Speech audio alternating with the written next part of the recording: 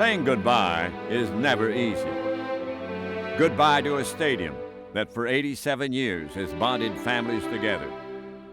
Goodbye to a field that embodies the memories and innocence of youth. Goodbye to the heroes who were giants in the old English D. On September 27, 1999, over 43,000 fans said a heartfelt goodbye to Tiger Stadium by celebrating its history and honoring its past. For the beloved players who rode, walked, and ran to their positions one last time, it was a day to connect to the timeless glory of the game. And for the Tiger faithful, who were lucky enough to be there, it was an opportunity to take a final, nostalgic look, shake the rafters for one more spectacular home run, wave, then say goodbye.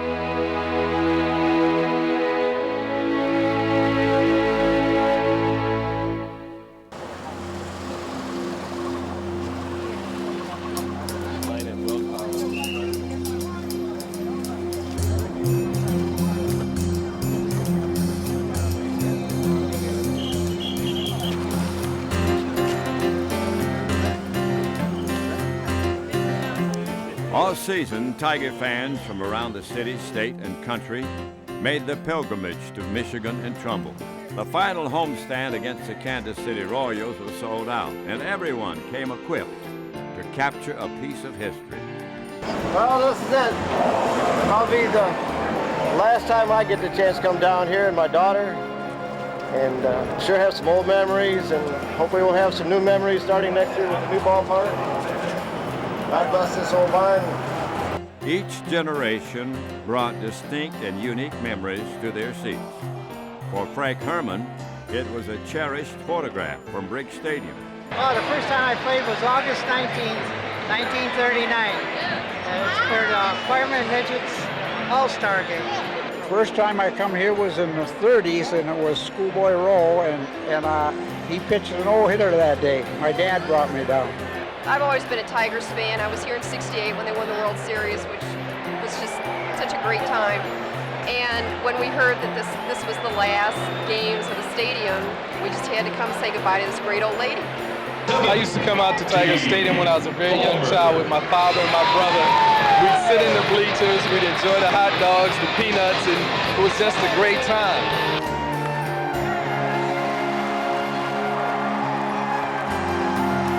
Ty Cobb played here. What more do you have to say than that? Ty Cobb played here. And on these grounds, maybe not this ballpark, Hannes Wagner played against Cobb in the World Series. Babe Ruth homered over that roof, and so did Mickey Mantle. And I was lucky enough to call games here. And there's no broadcast booth, no press box closer to the field than this one.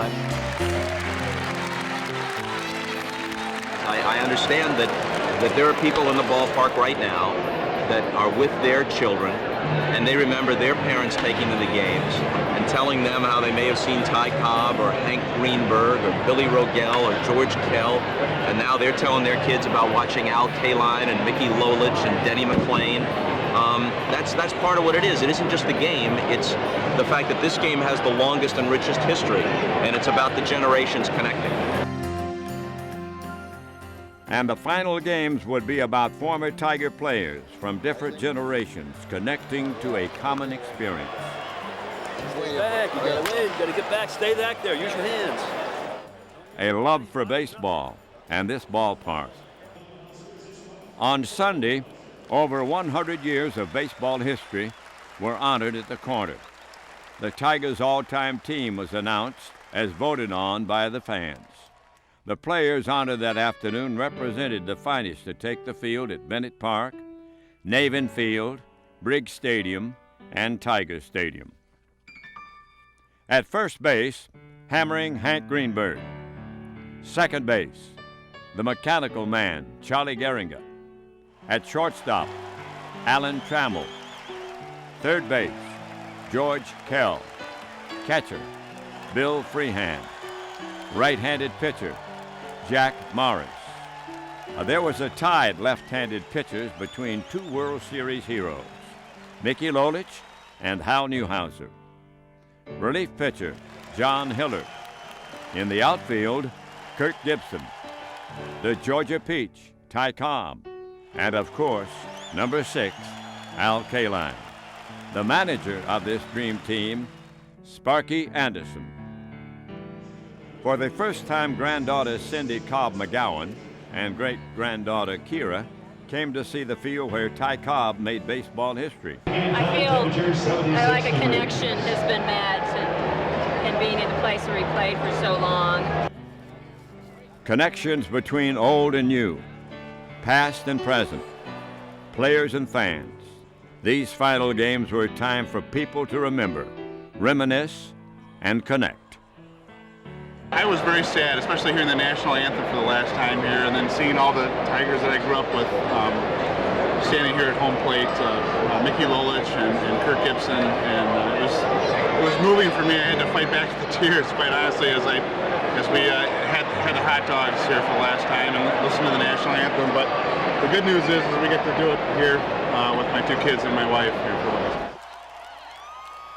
While many families spent a final weekend at the corner, a family of former Tiger players was beginning to arrive at the Fox Theater for a special tribute dinner that night. From 1935 to 1984, players from 4 World Championship teams were represented. They walked a little slower.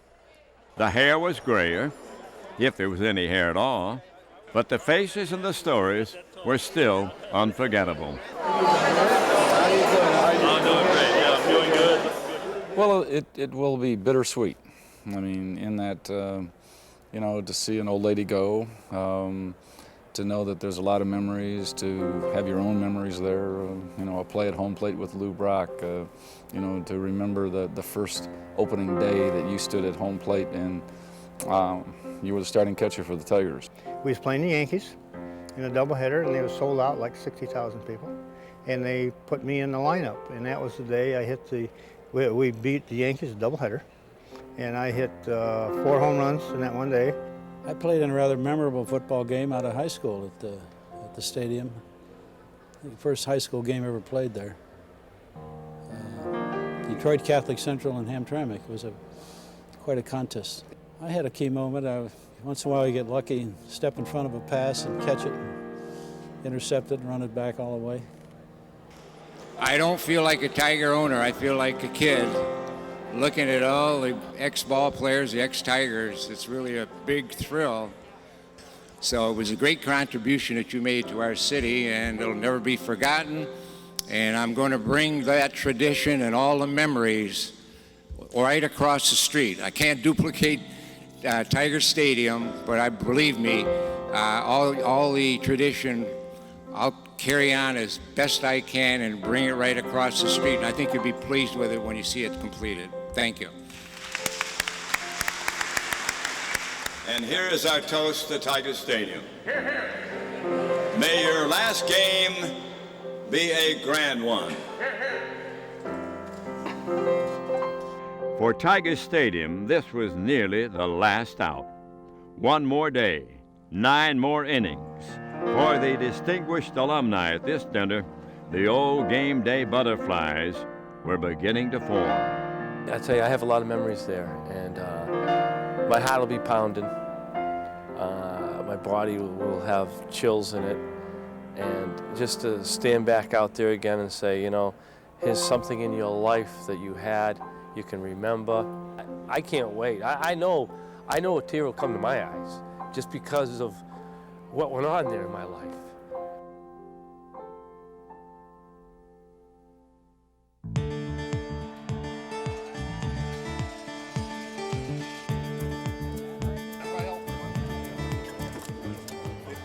Since 1896, Detroiters have been coming to this location to watch baseball, making it the oldest continuous home to professional baseball in the world. Fans came early, and from the first moment they stepped through the gate, it was apparent this was an exceptional day. Members of the current Tiger team greeted them as they passed through the turnstiles.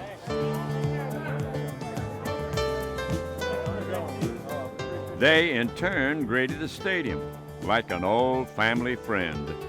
Some sentiments were written on cardboard. Most were hidden in the heart. They brought their children. They brought their parents and grandparents. They brought a lifetime of memories. I was showing them out there, you slip in the back gate. yeah, I've been in this, coming in this little clubhouse since I was about 11 or 12. It's unreal. It's been a little while. In the locker room, there was a shared sense of anticipation and excitement between players who spent their careers here and players who were just starting out. It's a great honor to use this number, definitely, you know. In tribute to the man who defined the position, right fielder Kareem Garcia wore number 6. If there was one man in the spotlight on this final day, it was Al Kaline. The flashbacks of the '68 World Championship when we won the pennant here, yeah, you see everybody going crazy, champagne going all over the place, a lot of grown men crying like babies, which is great, and yeah, a lot of those things you think about, and you really, the last thought I ever had was how fortunate I have been to be able to play baseball here in Detroit. During the pregame ceremony, Detroit fans got to demonstrate just how fortunate they were to have Al Kaline.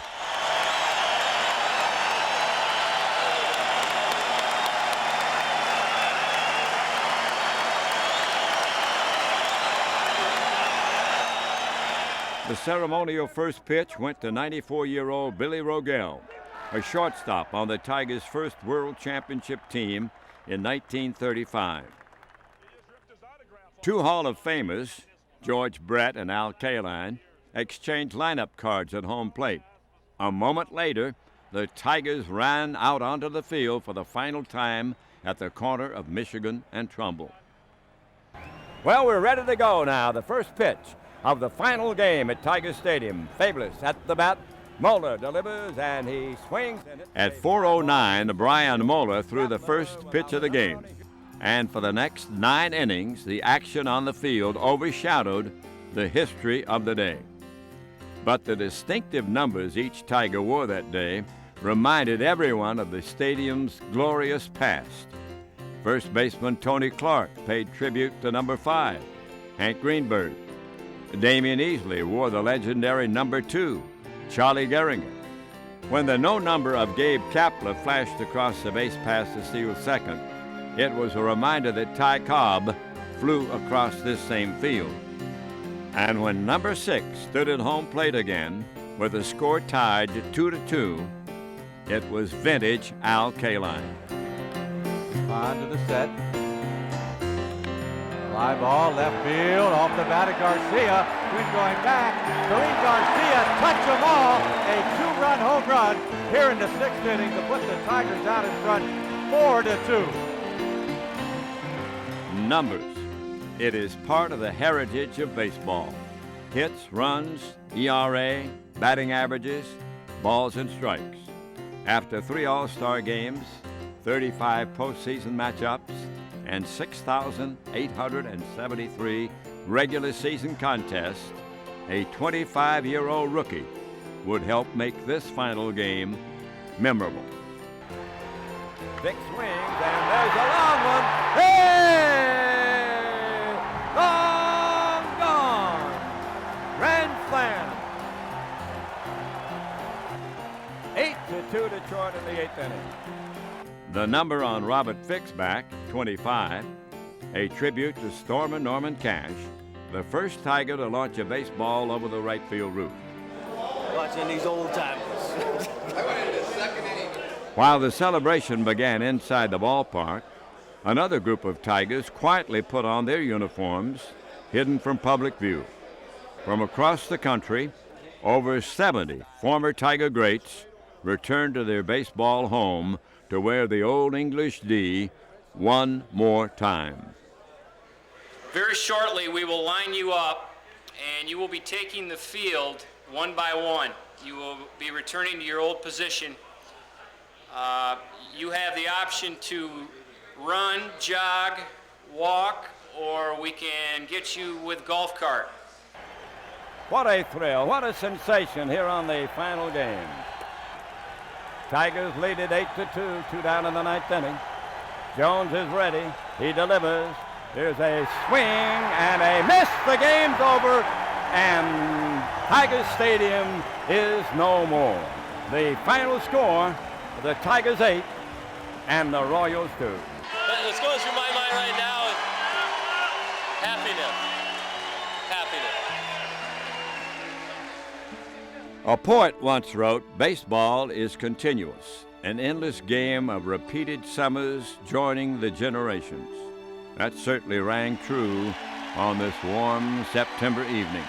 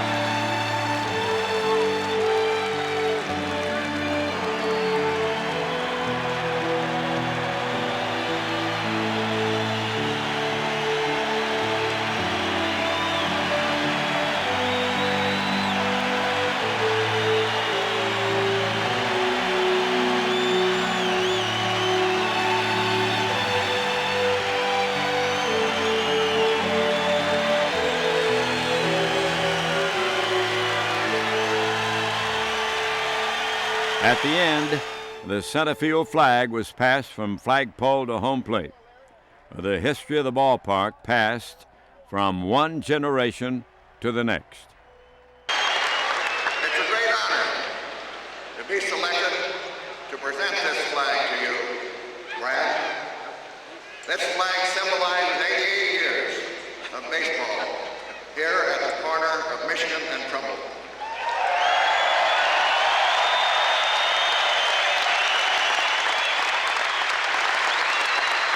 Thank you, and God bless all of the Tigers of the past, the present, and in the future.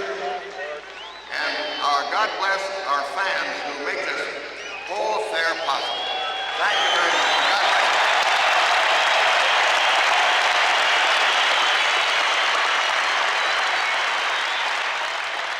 For the last time, I stood on this field of dreams and said a final goodbye. Ladies and gentlemen, less than 6 months ago, we began a warm season of farewells. And with each passing day, we came a little bit closer to this historic occasion. The Lions, Joe Louis, and Nelson Mandela. 6,873 regular season games, 35 postseason contests, and a trio of spectacular all-star games. Tiger Stadium has been home to this great game of baseball. But more than anything, it has been a cherished home to our memories. Will you remember that last base hit? The last out? How about that last pitch? Or maybe it's the first time as a child when you saw that green, green grass that will forever be etched into your mind and soul. Tonight, we say goodbye, but we will not forget. Open your eyes, look around, and take a mental picture. Moments like this shall live on forever. It's been 87 moving years at Michigan and Trumbull. The tradition built here shall endure along with the permanence of the Old English D. But tonight, we must say goodbye. Farewell, old friend Tiger Stadium. We will remember. You know, yesterday, not too many people caught it, but I took my grandson and I took him out to the mound before the game. And he stood there with me. He's 8.5 months old.